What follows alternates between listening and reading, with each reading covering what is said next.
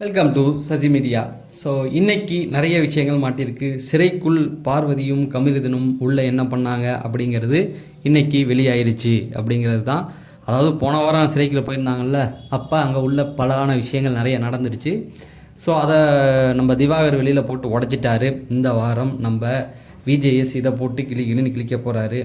அதுக்கப்புறமேட்டுக்கு குரூப்பீசம் அப்படிங்கிறத எக்ஸ்போஸ் பண்ணிக்கிட்டு இருக்காரு நம்ம திவாகர். அதாவது அந்த 5 பேர் உங்களுடைய அந்த குரூப்பீசத்துக்கு ஒரு முடிவு கட்டுறாரு அப்படிங்கிறது தான் அது போகுது. அதுக்கப்புறம் ஓட்டிங் இது எல்லாத்தையுமே சேர்த்து பார்த்துடலாம். நீங்கள் இன்னும் நம்ம சேனலை சப்ஸ்கிரைப் பண்ணால் சப்ஸ்கிரைப் பண்ணிட்டு இந்த வீடியோவை லைக் பண்ணிடுங்க.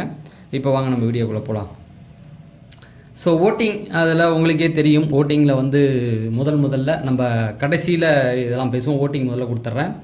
கானா வினோத் 39.38%, எனக்கு தெரிஞ்சு 40% வாங்கியிருக்காரு. பிக் பாஸ் வரலாற்றிலே இந்த வாட்டி தான் அப்படி நடக்குது. 30%, 40 போகுது.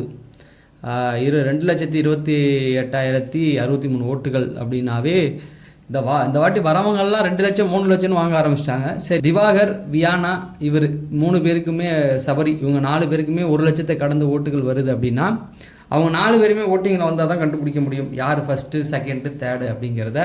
சரி, பொறுத்து இருந்து பார்ப்போம். இந்த வாட்டி பெரிய ஆட்கள் யாரும் இல்லை, அதனால் ஓட்டுகள் அப்படியே ஸ்ட்ரெயிட்டாக அவருக்கே போகுது அப்படிங்கிறது தான். அடுத்தது 2வது இடத்துல கமருதீன் 15.59%, 90,216 ஓட்டுகள். இப்போ என்ன ஆச்சு அப்படின்னா, வழக்கம் போல் நம்ம இவர் இருக்கார்ல, இப்போ வாட்டர்மெலன் போய் நடிக்க ஆரம்பிக்கிறாரு. அவர் நடிக்க ஆரம்பித்தா இவருக்கு தான் வேர்க்க ஆரம்பிச்சிருமே நம்ம வினோத்துக்கு. அவர் உடனே ரியாக்ட் பண்ணிக்கிட்டு இருக்காரு. சரி, ஓகே, பண்ணிட்டு போ. இந்த பக்கம் கமருதீன் வந்து கையெல்லாம் போட்டு ஆட்டிக்கிட்டு அவரை ரொம்ப கலாச்சிக்கிட்டு இருந்தார்.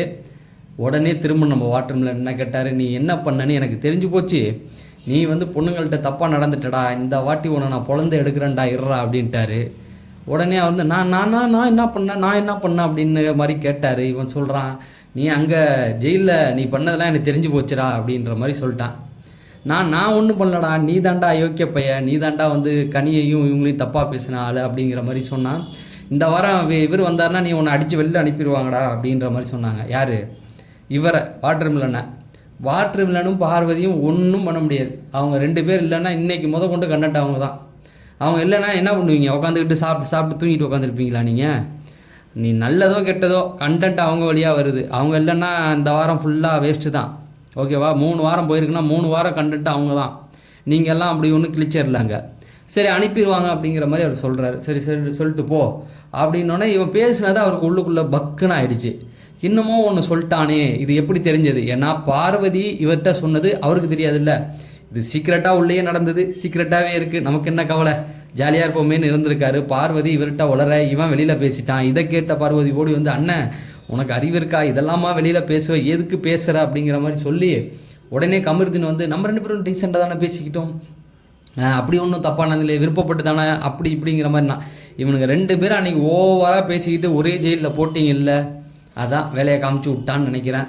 அப்போ ஒரு கட்டத்துக்கு மேலே நான் யார் முகத்துலையும் கிளிக்க வரல அப்படி இப்படின்னு இவங்களும் பேசுகிறாங்க. அவனும் வந்து சரி எதுக்கு இப்போ அதை நம்ம 2 பேரும் இது பட்டு தானே, ஒன்றும் கட்டாயமெல்லாம் ஒன்றும் இல்லையேன்னு நான் எதுவும் பண்ணலன்னா அது வந்து நீ தான் அப்படின்ற மாதிரி ஒரு சில விஷயங்களை சொல்லிவிட்டாங்க. அது வீட்டில் உள்ள எல்லாருக்கும் தெரிஞ்சு போச்சு, அவ்வளவுதான். அதாவது பார்வதிக்கும் பிரச்சனை தான், கமருதீனுக்கும் பிரச்சனை தான். ஆனால் நம்ம திவாகர் அதை போட்டு உடச்சி அதை வெளியில் கொண்டு வந்துட்டார் அப்படிங்கிறது தான். இனிமே பார்வதி கொஞ்சம் அடங்கி இருக்கணும், இல்லை அப்படின்னா எல்லா இடத்துலையும் இது பேசப்படும் அப்படிங்கிறது. விஜேஎஸ் இதை பேச மாட்டார், ஏன்னா அவருக்கும் ஒரு இங்கிதம் இருக்குல்ல, அதை கொண்டு வர மாட்டார். ஆனால் இவனுங்க 2 பேரும் இதை வச்சு பேசி ஒரு பிரச்சனையை திவாகர் கொண்டு வருவார் அப்படிங்கிறது தான். அதாவது திவாகரை கலாய்க்கலான்னு வந்த கமருதீனுக்கு ஒரு பெரிய அதிர்ச்சி காத்துக்கிட்டு இருந்தது அப்படிங்கிறது. அடுத்தது பார்த்தீங்கன்னா 3வது இடத்துல பார்வதி வந்துட்டாங்க. நேற்று கடைசி இடத்துல இருந்தால் இப்போ பார்வதி வந்துட்டாங்க.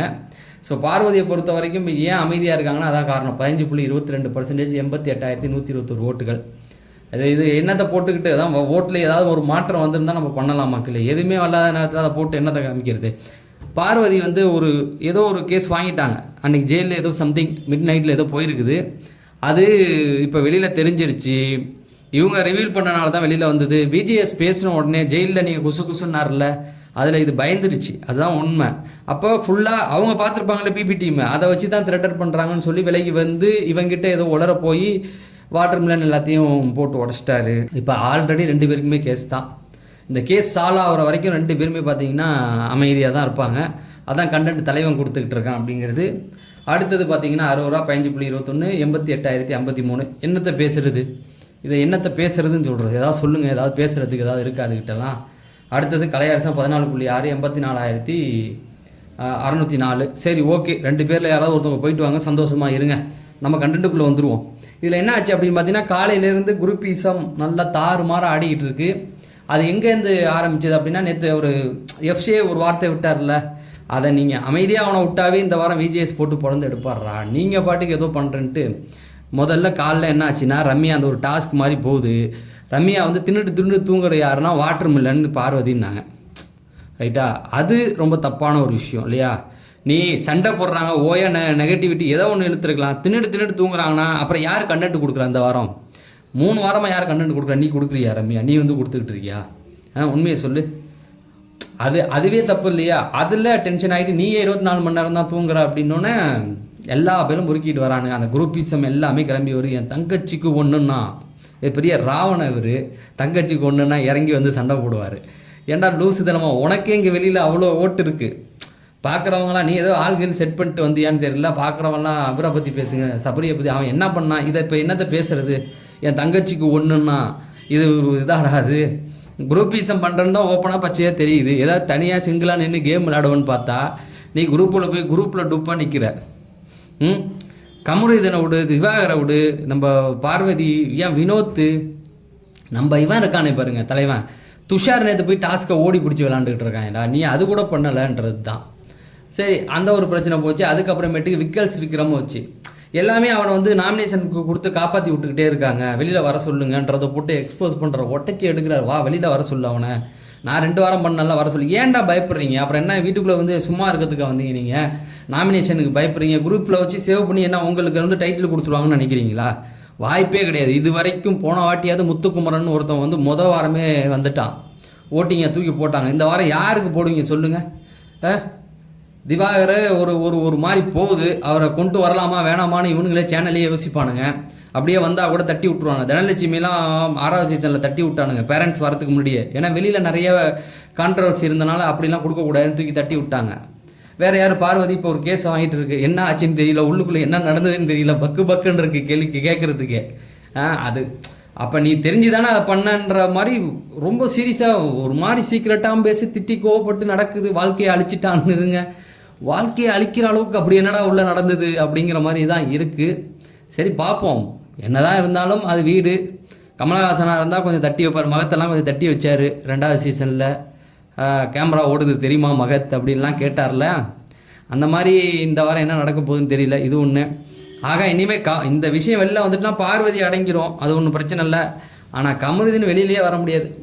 திவாகர் ஒரு ஆள் போதும், அடித்து நவுத்தி விட்ருவாப்புல அப்படிங்கிறது தான். வேறு யாருக்கு நீங்கள் ஃபஸ்ட்டு ப்ரைஸ் கொடுப்பீங்க? ஃபஸ்ட்டு தகுதியான ஆள் யாருங்க? யாராவது ஒருத்தவங்க சொல்லுங்கள் பார்க்கலாம். நீங்கள் அப்படியே கமெண்ட் செக்ஷனில் சொல்லுங்கள். அப்படியே பார்க்கும்போது எனக்கு வந்து இவர் தான் டைட்டில் வின் பண்ணுவார் அப்படிங்கிற ஒருத்தர் பேரை நீங்கள் போடுங்களேன், பார்ப்போம். அவர் கேமை கவனித்து பார்ப்போம் நம்ம தொடர்ந்து அப்படின்னு சொல்லிட்டு நான் விடைபெறேன். தொடர்ந்து நம்ம சேனலில் அப்டேட்டுகள் கொடுத்துக்கிட்டு இருக்கோம். அது தெரிஞ்சுக்க நம்ம சேனலை சப்ஸ்கிரைப் பண்ணுங்கள். நம்ம அடுத்த வீடியோவில் சந்திப்போம். நன்றி.